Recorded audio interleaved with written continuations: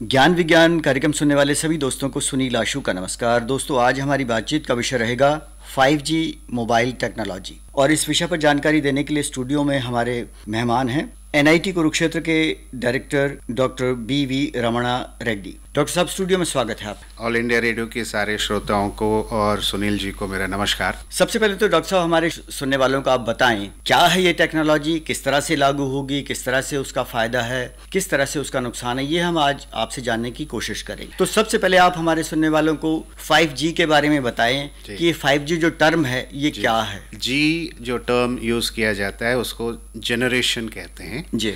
उसका समय सीमा 5 साल भी हो सकता है, 10 साल भी हो सकता है, या हर 10 साल में कोई नई टेक्नोलॉजी आई तो फिर उसको नया जनरेशन का नाम दिया जाता है। टेक्नोलॉजीज की बात जहां आती है, मैं आपको जानकारी दे दूं, ये भारत देश में जो है इसका विकास जो हुआ है वो 90 के प्रांत में, और खास करके डिप्लॉयमेंट जो है वो 98-2000 के आसपास शुरू हुआ है जी। लेकिन ये वेस्टर्न वर्ल्ड में 1980 से ही शुरू है, जिसका नाम दिया गया है 1G यानी फर्स्ट जनरेशन मोबाइल टेक्नोलॉजी। उस टाइम तक हमारे पास टेलीविजन है, ऑल इंडिया रेडियो है, जिसमें ऑल इंडिया रेडियो अगर एक एग्जाम्पल लेखें तो एक कार्यक्रम जैसे मैं बोल रहा हूँ और सारे श्रोता सुन रहे हैं, इसको अगर आप देखा जाए तो 1 to all बोलते हैं ब्रॉडकास्टिंग, यानी एक जगह पे बैठ के उसके बेस स्टेशन के जरिए सभी के पास पहुंचना। और इसका जो क्षेत्र होता है वो पावर के ऊपर डिपेंड करता है। अच्छा। अगर आप ऑल इंडिया रेडियो कुरुक्षेत्र को ले लें तो शायद वो 10 किलोमीटर या 15 किलोमीटर या 20 किलोमीटर रेडियस को कवर करता है।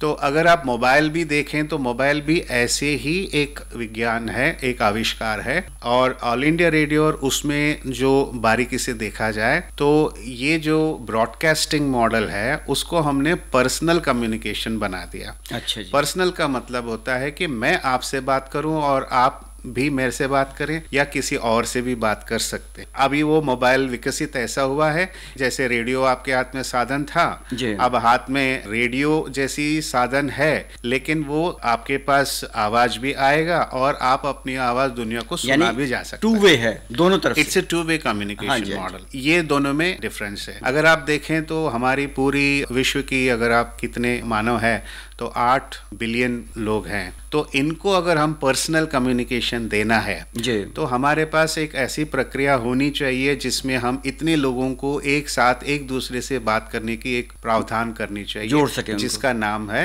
Mobile communication. जी। अच्छा डॉक्टर साहब, इससे पहले हमारा 4G था और आपने बताया कि शुरू में हमारे पास 1G था। 1G से होते हुए 2, 3, 4 और अब हम 5 की तरफ जा रहे हैं। तो क्या हमें जरूरत पड़ी कि हमें 5G की तरफ आना पड़ा? अगर आप देखें जो 1G जो बनी थी उसकी जो टेक्नोलॉजी जो बनी थी वो बना था केवल 1000 लोगों के लिए ही वो कनेक्शन दे सकता था। अच्छा। यानी एक साथ 1000 कस्टमर एक दूसरे से बात कर सकता है। तो इसका मतलब जो पहला चैलेंज था वो ये था कि इसको कैसे विकसित किया जाए जिससे ये 1000 1 करोड़ बन जाए, या 1 करोड़ से 100 करोड़ बन जाए, या उससे आगे जाके 8 बिलियन बन जाए। तो पहली जो मेरी संकल्प यही है कि हम इसको कैसे विकसित करें ताकि सारे लोगों को पर्सनल कम्युनिकेशन दिया जाए। लेकिन ये फर्स्ट जनरेशन की टेक्नोलॉजी केवल एनालॉग सिस्टम था और वॉइस बेस्ड था। धीरे धीरे हमें ये लगा कि ये टेक्नोलॉजी कितने लोगों को हम एकोमोडेट कर सकते हैं। तो हर टेक्नोलॉजी हर जनरेशन में ये जो नंबर ऑफ कस्टमर्स है इसको नॉन लीनियरली, यानी कैसे इस नंबर को बढ़ाना है, ये पहली प्राथमिकता है। टेक्नोलॉजी 5G में आते आते आप बोलेंगे कितने लोगों को आप ये टेक्नोलॉजी दे सकते हो।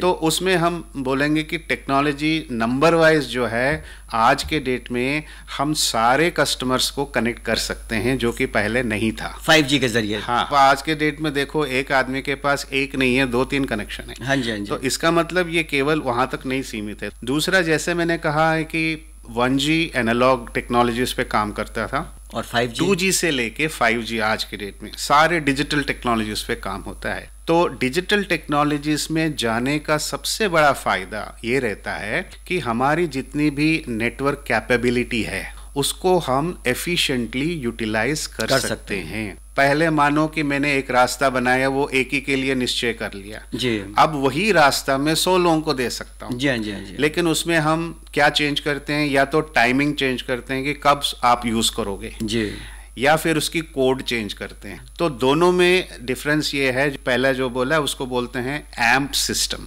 जी जी। अब जो मैंने डिजिटाइज कर दिया उनके नाम है GSM, एक टेक्नोलॉजी है, और CDMA कोड बेस में काम करता है, वो दूसरी technology, code division multiple access. So 1G से लेके 5G तक आर्किटेक्चर पॉइंट ऑफ व्यू से हम मॉड्यूलेशन मेथड्स को चेंज करते आए हैं। अच्छा। तो इसलिए जहां पे कंपैटिबिलिटी नहीं बनती है वहां पे आपको नया हैंडसेट लेना पड़ता है। अच्छा। मॉड्यूलेशन टेक्निक्स के बेस पे होता हाँ, है। यही मेरा सवाल है आगे। टेक्नोलॉजी तो 5G आ गई है और आपने करोड़ों की तादाद में लोगों को जोड़ दिया जी, और डिजिटल आपने कर दिया सारा सिस्टम, लेकिन इसको अगर एक आम आदमी, एक लेमैन इस टेक्नोलॉजी को 5G को अपनाता है तो उसको क्या क्या रद्दोबदल करने पड़ेंगे, क्या क्या चेंजेस करने पड़ेंगे? अगर आप शुरू से देखें 1G से लेके 5G तक, ये टेक्नोलॉजीज जैसे जैसे विकसित हुए हैं जी, वो एक अपने क्षेत्र के लिए ही सीमित थे। हाँ जी। जैसे एम्प सिस्टम है वो अमेरिका के लिए सीमित था, GSM सिस्टम आया वो यूरोप के लिए सीमित था,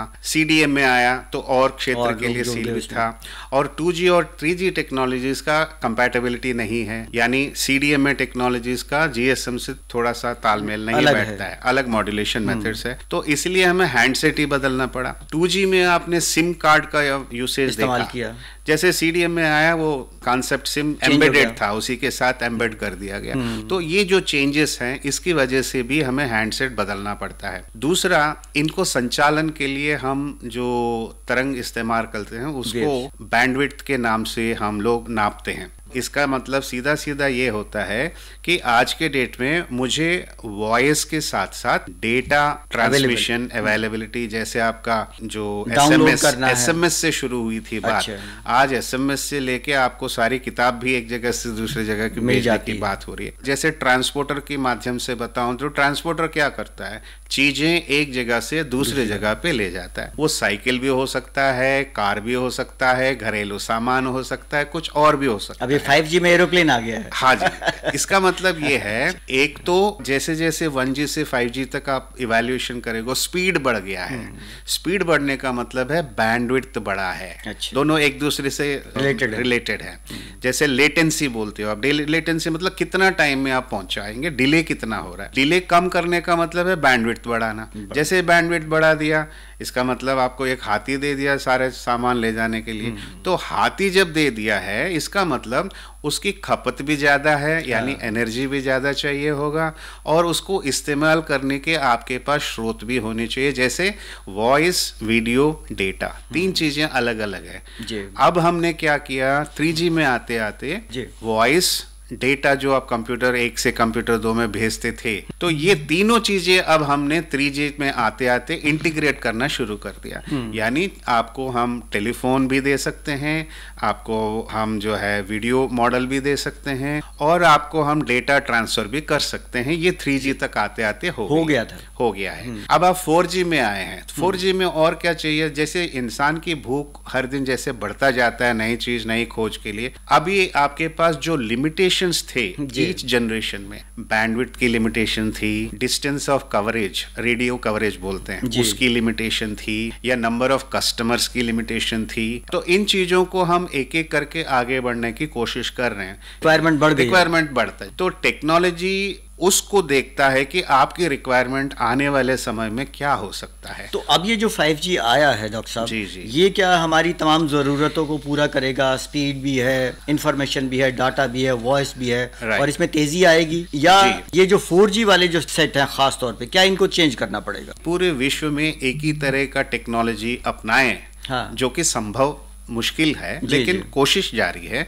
जिस दिन हो जाएगा तो पूरे विश्व में आपको रेडियो बदलने की जरूरत नहीं पड़ेगी, यानी हैंडसेट बदलने की जरूरत नहीं। आज के डेट में 5G में इसको बोलते हैं यूजर इक्विपमेंट। अच्छा, इसका नाम मोबाइल से यूजर इक्विपमेंट क्यों हो गया? क्योंकि ये आपको मोबाइल का भी काम करेगा, लैपटॉप का भी काम करेगा, और वर्चुअल रियलिटी का जितने भी 3 डायमेंशनल चीजें हैं, जिसको आज के डेट में हमें वर्चुअल एंड ऑगमेंटेड रियलिटी बोलते हैं। आगे जाके 5G टेक्नोलॉजीज में आमने सामने बैठने की जरूरत नहीं पड़ेगी, लेकिन मैं दुनिया को ये दिखा सकता हूँ कि हम दोनों आमने सामने बैठ के बात कर रहे हैं। इसी को हम वर्चुअल और ऑगमेंटेड रियलिटी की बात करते हैं। पहले तो हमें एक दूसरे के सामने आने के लिए 3G तक वेट करना पड़ा, उससे पहले हम केवल सुन सकते थे। तो ऐसे धीरे धीरे जितने भी 5 आपके सेंसेस हैं, इन सभी को हम वर्चुअलाइज करने की कोशिश कर रहे हैं। अच्छा डॉक्टर साहब, एक आम आदमी जो है जब 4G 5G की बात सुनता है तो उसको लगता है कि मेरी जिंदगी में ये बदलाव आ जाएगा कि जो मैं डाउनलोड करता हूँ या मेरे नेटवर्क बिजी रहता है या मोबाइल में मेरी बहुत ज्यादा सुविधाएं हो जाएंगी, वो इन बातों से है। तो केस का तो फर्क पड़ेगा ही पड़ेगा।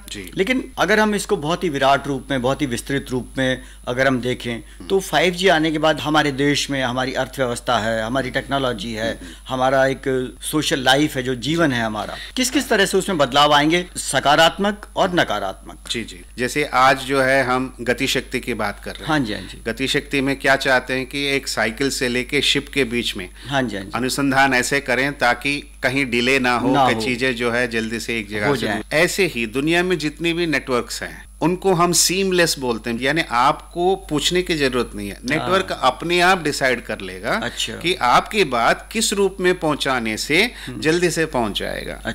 ऐसी टेक्नोलॉजी 5G में आ गया है। उनको बोलते हैं इंटेलिजेंट नेटवर्क्स, यानी खुद इतने इंटेलिजेंट हैं, वो अपने आप ही डिसाइड करेगा कि कैसे इस चीज को आगे बढ़ाना है और कैसे इस चीज को उस आदमी तक पहुंचाना है। तो ये सारे काम इंटेलिजेंटली वो करेगा। 2 चीजों का अनुसंधान हो गया है, जैसे आपका टेलीकम्युनिकेशंस का और जो कंप्यूटिंग है, यानी जो आप कंप्यूटर्स और उनकी जनरेशंस की बात करते हैं, इन दोनों के बीच में इतनी अच्छी तालमेल हो गई है, एक दूसरे की खूबियों को हम इस्तेमाल कर रहे हैं आज के डेट में। एक नाम बताता हूं, इसको बोलते हैं ऑल IP। जो कंप्यूटर्स एक दूसरे से बात करते हैं वो है एक प्रोटोकॉल के जरिए, इंटरनेट प्रोटोकॉल के जरिए बात करते हैं। जैसे 4G 5G आना शुरू हो गया, हमने दोनों को इंटीग्रेट कर दिया, मिला दिया। दोनों हाथ में लड्डू और मुंह में भी लड्डू वाली बात आ गई है। इसमें मैं जैसे कंप्यूटर में जैसे काम करता हूं, आज के डेट में मैं मोबाइल में भी काम कर सकता। तो क्या सारी खूबियां जो कंप्यूटर्स में है वो आ गए हैं? मेरा आंसर है कि अभी चल रहा है, शायद 6G में पूरा हो जाए या 7G में पूरा हो जाए। अच्छा, ये तो बहुत सारे आपने सकारात्मक पहलू, जो पॉजिटिव एस्पेक्ट हैं इसके 5G के आपने बताए। आप टेक्नोलॉजी के ज्ञाता हैं, मास्टर हैं आपको लगता है कि 5G के साथ साथ कुछ हमें कुछ इम्प्लीमेंटेशन में उसको लागू करने में, अपनाने में कुछ दिक्कतें भी हैं? देखिए, कोई भी नया टेक्नोलॉजी लाने में सबसे पहली चीज जो देखी जाती है, क्या ये बैकवर्ड कंपैटिबल है। बैकवर्ड कंपैटिबिलिटी का मतलब पिछले जो नेटवर्क डाला गया है, क्या उसको हम इस्तेमाल कर सकते हैं या नहीं। तो मेरा आंसर ये है, ये अच्छी तरह से 3G से 4G में, 4G में 5G में तब्दील करते वक्त हमने बैकवर्ड कंपैटिबिलिटी को अच्छी तरह से माइंड में रखा है। यानी ये संपूर्ण 100% मैं उसको इस्तेमाल कर सकता हूं, ये मैं नहीं कहूंगा, लेकिन हाँ, थोड़ी मॉडिफिकेशंस करते हुए पिछला, क्योंकि जैसे आपने नेटवर्किंग की बात करूंगा, उसको बिछाने में, संवारने में, मेंटेन करने में बहुत पैसा लगता है। अब एकदम से आप टेक्नोलॉजी चेंज करके उस चीज को चेंज करने में एकदम से करना भी उचित नहीं है, समय भी लगेगा और बहुत पैसा भी लगेगा। तो इसको हम नॉर्मल वर्ड यूज करते हैं एक्स्ट्रापोलेशन, यानी एक के ऊपर एक बनाने की कोशिश, ना कि उसको खत्म करने की कोशिश, साथ लेके चलेंगे, जिससे उसकी जो लाइफ होती है, हर टेक्नोलॉजी की एक लाइफ होती है और हमारी लागत भी होती है। तो जब तक लागत वहां से नहीं आ जाए, हम उसको खराब करना भी ठीक नहीं होता। अच्छा, तो आपकी नज़र में वैसे तो आज मोबाइल और ये सारी जितने भी 3G 4G और अब 5G आ गया है, इसकी सुविधा हर आदमी को मिली, लेकिन आपको लगता है कि अमीरों के साथ साथ आम आदमी को इसका लाभ मिलेगा? डिजिटल टेक्नोलॉजीज एक इक्वलाइजर कह सकते हैं। इक्वलाइजर मतलब वो उनको भी और इनको भी एक समान रूप से देखने वाला नेटवर्किंग का मॉडल है, जिसमें पहले अब जब वायर्ड सिस्टम्स यूज करते थे, यानी तंत्र बिछा के जो करने वाला, आज उसका जो कॉस्ट है यानी लागत है, वायरलेस में उसका 100 गुना नीचे आ गया है। अच्छा, तो सभी के लिए इसका मतलब ये है कि कॉस्ट पर यूजर भी कम आ जाता है, डिप्लॉयमेंट बहुत फास्ट होता है। अब आप देखिए, ऑल इंडिया रेडियो का डिप्लॉयमेंट क्या है, एक टावर ही तो है। हाँ जी।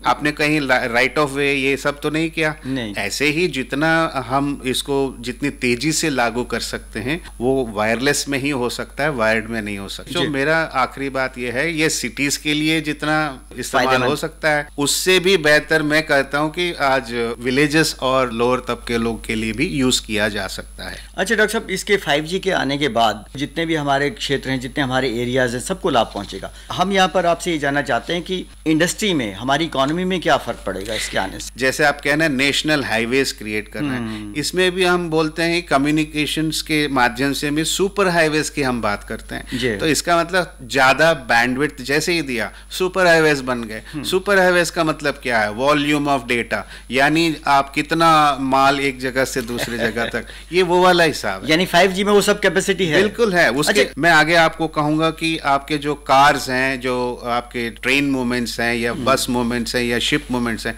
सभी को हम बारीकी से सेकंड टू सेकंड वो कहां पर है, क्या है, इसको हम मॉनिटर कर सकते हैं, जो ऑलरेडी इस्तेमाल हो रहा है आपकी जितने भी ट्रांसपोर्ट सिस्टम में सभी में यूज हो रहा है। तो और इससे आपका जो एक्सीडेंट्स है वो जीरो कर सकते हैं। तो इसका मतलब ये है कि ये जो ऑटोनमस कार्स आने वाले हैं, ड्राइवरलेस कार्स, ये अपने आप में एक दूसरे को अनुसंधान कर लेंगे और टकराव नहीं होगा, आराम से अपना गति भी पकड़ेगा और आराम से एक सुरक्षा हो जाएगी। सुरक्षा के इसकी जो कंट्रोल नेटवर्क है वो पूरा आपका वायरलेस नेटवर्क कर सकते हैं। 5G उसमें मदद उसी करेगा। में है स्मार्ट सिटीज। अच्छा, स्मार्ट सिटीज में क्या होता है कि आप IoT बेस्ड सारे चीजें मॉनिटर हो सकते हैं टू एक्सटेंड कि आप अपना एग्रीकल्चर भी घर बैठे बैठे कैसे क्रॉप का मॉनिटरिंग वो सब भी आप कर सकते हैं। तो आप देखिए इकोनॉमी कैसे आपका एक्सपैंड होगा, 100 गुना बढ़ेगा। जैसे मॉनिटरिंग में, एग्रीकल्चर मॉनिटरिंग में कितना खपत चाहिए, कितना खाद चाहिए, कितना पानी चाहिए, सब चीज आज के डेट में IoT बेस्ड में हम कर सकते हैं। अच्छा। ऐसे ही आप इंडस्ट्रियलाइजेशन देखिए, इंडस्ट्रीज को आज हम क्या करेंगे, इंडस्ट्रियल ऑटोमेशन नाम से जाना जाता है। पहले तो केवल हैजार्डस इंडस्ट्रीज में ही इसको सोचते थे, अब हर चीज के लिए monitoring, control, CCTV cameras, feedback और ऑटोमेटिक सिस्टम्स।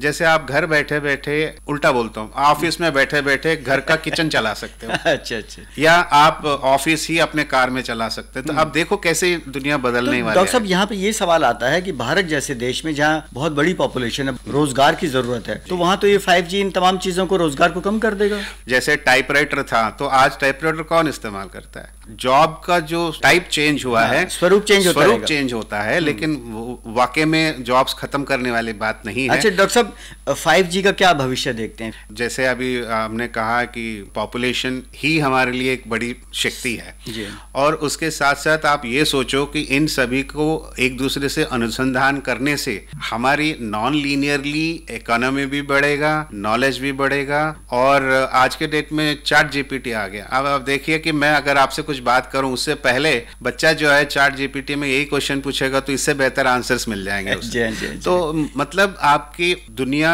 नॉलेज बेस्ड हो गया है। तो जितना नॉलेज हमारे पास है उतना हम ताकतवर बनेंगे, जितना इसकी डिस्ट्रीब्यूशन होगा, जितनी लोगों के पास पहुंचता रहेगा उतना ज्यादा ज्ञान हमारा बढ़ता रहेगा, डिसीजन मेकिंग हमारा उतना फास्ट हो जाएगा। आप देखो ई गवर्नेंस की बात करते हैं, ई बैंकिंग की बात करते हैं, अब हम मोबाइल बैंकिंग और मोबाइल गवर्नेंस की बात करने लगे हैं। तो मुझे तो सुनहरा भविष्य नजर आता है और हम जितना जल्दी इन चीजों को अपनाएं, जितना जल्दी हम डिप्लॉय करें, उतने ही गुना हम समय भी नहीं गंवाएंगे और जल्दी से हम विश्व गुरु बन जाएंगे। डॉक्टर BV रमणा रेड्डी जी, आज आप हमारे स्टूडियो आए और आपने ज्ञान विज्ञान प्रोग्राम में हमें बताया कि 5G मोबाइल टेक्नोलॉजी क्या है। इस महत्वपूर्ण जानकारी के लिए बहुत बहुत शुक्रिया। धन्यवाद।